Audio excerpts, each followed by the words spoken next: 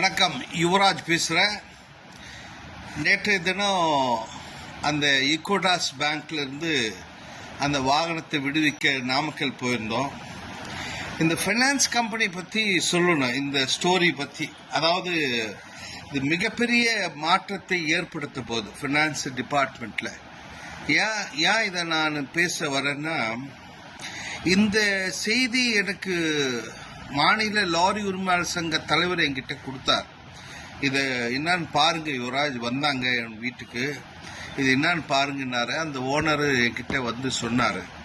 சொன்ன உடனே நான் சென்னையில் இருக்கக்கூடிய ஈக்விட்டாஸ் பேங்க்குடைய நுங்கம்பாக்கம் மேனேஜர் சதீஷுக்கு ஃபோன் போட்டு இது மாதிரி உங்களை மீட் பண்ணோம் சார், என்ன உடனே வாங்கன்னார்.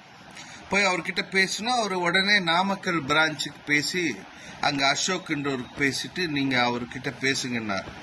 இருந்தாலும் எனக்கு என்னன்னா, இது பேசினா சரி வராது, ஏன்னா இதில் பெருத்த அநியாயம் நடந்திருக்கு. ஆகவே இது ஹெட் ஆஃபீஸில் நம்ம சொல்லி ஆகணும் அப்படின்னு ஸ்பென்சர்ஸில் இருக்கிற ஹெட் ஆஃபீஸ் போனோம். ஹெட் ஆஃபீஸ் போனால் உட்கார கூட வைக்க மாட்டான். ஃபைனான்ஸ் கம்பெனியில் இது மாதிரி ஒரு லாரி சங்கம் வந்திருக்குன்னா கூட ஒரு வரவேற்பாரிகளே இடமே இல்லை, அப்படி போய் நில்லுங்கன்றான். நான் அன்னைக்கு ஃபுட்பால் விளையாட்டுனால கொஞ்சம் கால் வலின்னு அங்கே இருக்கிற செக்யூரிட்டி சேரில் உட்காந்தேன். சார் இங்கே உட்காராதீங்கன்றான். அப்புறம் கஸ்டமருக்கு எப்படி நீ என்ன ட்ரீட் பண்ணுவேன்னு கேட்டேன். இதில் என் கூட எடிபிள் ஆயில் சங்கத்துடைய ரமேஸ்வரர், அவர் வந்து ஈக்விட்டாஸ் பேங்க் கஸ்டமர். அவர் சொல்கிறாரு, என்னங்க இது ஒரு கஸ்டமருக்கு உட்கார இடம் கொடுக்க மாட்டேங்கன்னாரு. அதுக்கப்புறம் உள்ளே இருக்கிற அதிகாரி பார்க்கவே விடலை. அப்போ நான் சொன்னேன், இங்கே எனக்கு யாராவது பார்த்தாகணும், இல்லைன்னா நான் நாமக்கல் போய் பெரிய இஷ்யூ ஆகும், அநியாயமாக ஒரு லாரி எப்படி பண்ணியிருக்கீங்க சொன்னதுக்கு ஒரு ஃபோன் போட்டு உள்ளே இருக்கிற அதிகாரிக்கு பேசி அவர் பேசுகிறார். நீங்கள் நாமக்கலுக்கு போங்க, அங்கே பேசுகிறார். இல்லை சார், இங்கே யாராவது அதிகாரி பார்க்கணும், ஏன்னா இது பெரிய இஷ்யூ. நாமக்கல்ல இருக்கிற அதிகாரிக்கு தவறுதலாக எங்கள் லாரியை பிடிச்சிருக்காங்க அப்படின்னு சொன்ன உடனே அவர் சொல்கிறாரு, சரி இருங்கன்னு கனெக்டில் எடுக்கிறார். மேனேஜர் பேசுகிறாரு. என்ன பேசுகிறாரு தெரியுமா அவரு? நீங்கள் ஏன் ஹெட் ஆஃபீஸ் போனீங்க அப்படின்னு கேட்குறாரு. இல்லை சார், எங்களுக்கு என்ன ஏது தெரியணும், நீங்கள் இந்தியாவில் தொலைச்சிட்டு அமெரிக்காவில் போய் தேடுறீங்கன்னாரு. நான் சொன்னேன், சார் இது ஹெட் ஆஃபீஸு எனக்கு சென்னையில் இருக்கேன். ஹெட் ஆஃபீஸில் வந்து நான் என்னான்னு கேட்கணும், ஏன்னா நாளைக்கு நான் வந்து ஏதாவது ஒரு முற்றுகை போராட்டம் பண்ணி மீடியாவில் சொல்லி ஏதாவது இஷ்யூ ஆகிட்டா உங்கள் அதிகாரி கேட்பாங்க, தலைவரை நீங்கள் இங்கே தானே இருக்கீங்க, சென்னையில் இருக்கீங்க, வந்து பார்த்து தான் இது சின்ன மேட்ரு முடிச்சுட்டு இருக்கலாம் சொல்லுவாங்க. அது மாதிரி நிறைய சுந்தரம் ஃபைனான்ஸ் ஆகட்டும், ஹெச்டிபி, நிறைய பேங்க்கில் எங்களுடைய அதிகாரி செஞ்ச தவறுக்கு நீங்கள் ஒட்டுமொத்தம் நம்ம நிறுவனத்து பெரிய கெடுத்துட்டீங்களே, நாங்கள் இந்த நேமை திருப்பி எடுக்கணும், எங்களுக்கு பல வருஷம் ஆகும்னு சொல்லுவாங்க. அதை உணர்ந்து தான் நான் ஹெட் ஆஃபீஸ் வந்தேன்னா, அதுக்கு அந்த அவர் ஸ்டீஃபன் அவங்க அட்வொகேட் லைனில் வந்து சொல்கிறாரு, நீங்கள் வந்து இங்கே மீடியா வச்சிங்கன்னா உங்கள் மேலே டெஃபமேஷன் கேஸ் போடுவேன்னாரு. நான் சொன்னேன், ஏற்கனவே விஸ் நிறுவனம் நாமக்கல், சேலம், தருமபுரி வண்டிக்கு ஒரு 2.5 கோடி ரூபாய் பணம் தரணும், நான் இது மாதிரி மீடியாவை சந்தித்தேன். ஏற்கனவே ஹைகோர்ட்டில் 1 கோடி ரூபாய் டெஃபமேஷன் கேஸு 4 வாய்தா போயிருக்குண்ணா. அதெல்லாம் இல்லைங்க, நீங்கள் டெஃபமேஷன் நீங்கள் இங்கே வந்தீங்கன்னா நாங்கள் எதிர்ப்போம்னா. நான் சொன்னேன், நீங்கள் அப்போ எனக்கு பேப்பர் கொடுங்க, அந்த வண்டி இவர் பேரில் இருக்குது, உங்ககிட்ட லோன் வாங்கியிருக்காங்க, ஆர்சி புக் கொடு, இல்லை என்டாஸ்மெண்ட் கொடு. சார் நாங்கள்லாம் எப்படி ஒன்றா பணம் கொடுப்போம், இப்படி தான் வசூல் பண்ணோம், நீங்கள் ஒன்றா கோர்ட்டுக்கு போங்கண்ணா. நான் சொன்னேன், இல்லாத இதுவே நான் எப்படி கோர்ட்டுக்கு போக முடியும் சொன்னேன். அவர் வந்து பேசுகிற தோரணை வந்து பார்த்தீங்கன்னா, ஒரு லாரி ஓனரு, லாரி சங்க தலைவர் சொல்கிறோம் அப்படின்னா அந்த லாரி ஓனர் எப்படி மிரட்டியிருப்பாங்க. இதுதான் மெயின் காரணம், பொறுப்பட்ட அதிகாரிகள். இவங்களுடைய அஜாகத்தினால்தான் நம்ம வந்து இவ்வளோ பெரிய போராட்டம் பண்ண வந்தாச்சு.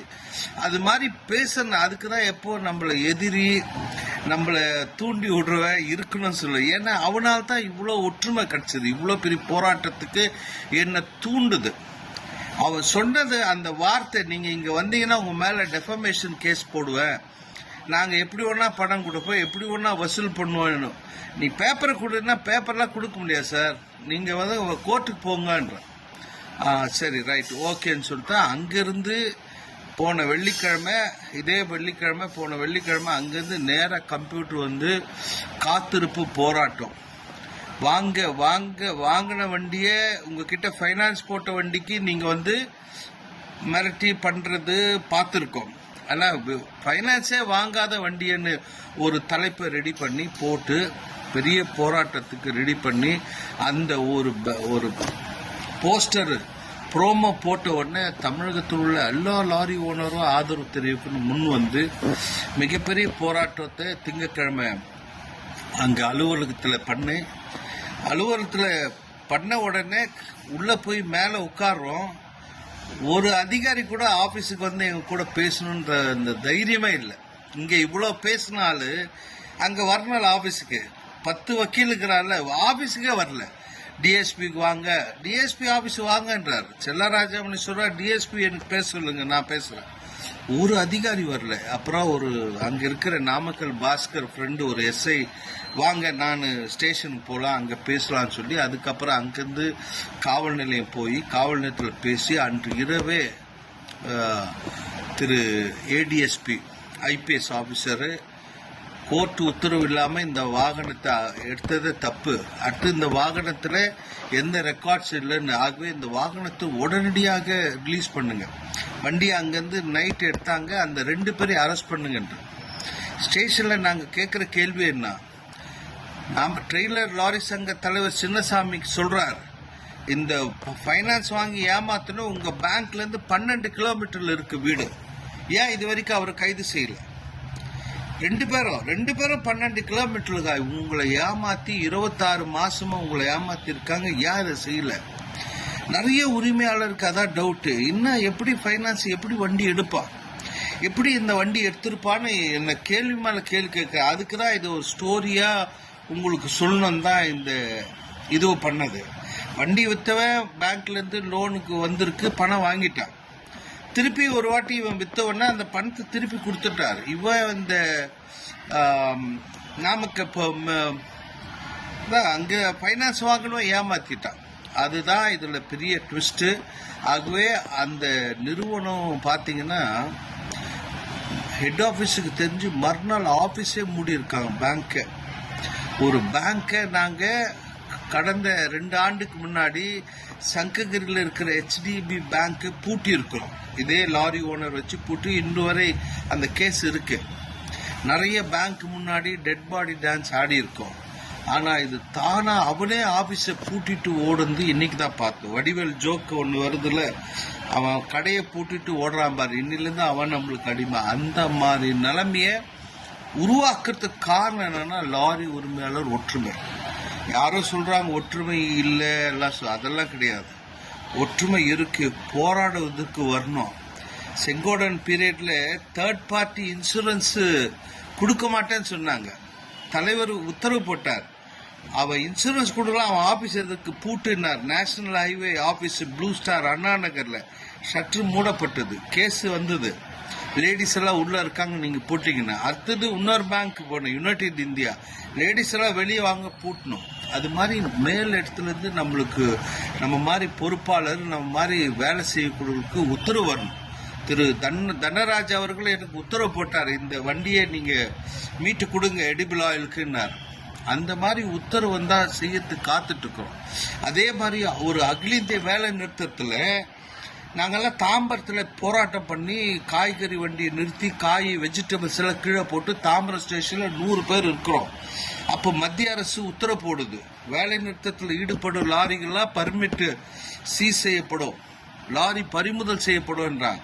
அந்த நேரத்தில் எனக்கு என் டிரைவர் ஃபோன் பண்ணுறான். அப்போ எனக்கு தண்ணி வண்டி ஓடிட்டு இருந்து, நம்ம வண்டி பிடிச்சுன்னு போய் அண்ணா நகர் ஆர்டிஓவில் நிறுத்தி நான் யாருக்கும் சொல்லி, அப்போது இருந்த தலைவர் திரு செங்கோடனுக்கு நான் ஃபோன் பண்ணேன், தலைவரா இது மாதிரி ஆயிடுச்சு. அவர் சொன்ன வார்த்தை என்ன, பர்மிட் வரும் பேப்பர் வரா, அது கூட பார்த்துக்கலாம், நீ தைரியமா நீ போராட்டத்தை பாரு என்ன பண்ணிடலாம். அந்த மாதிரி தைரியமான வார்த்தைகள் தான் எங்களுக்கு தேவை. இது மாதிரி எந்த லாரி உரிமையாலும் காப்பாற்றுவதற்கு அதுக்காக தான் இந்த போராட்டத்தில் தைரியமாக இறங்கி செய்ய முடிஞ்சது.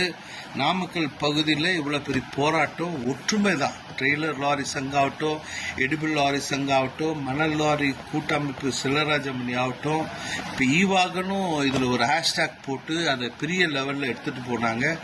இதுக்கெல்லாம் காரணம் இந்த மாதிரியான போராட்டங்கள் நிதி நிறுவன அலுவலகத்தை பூட்டு போட்டு மூடி வச்சிருக்கு.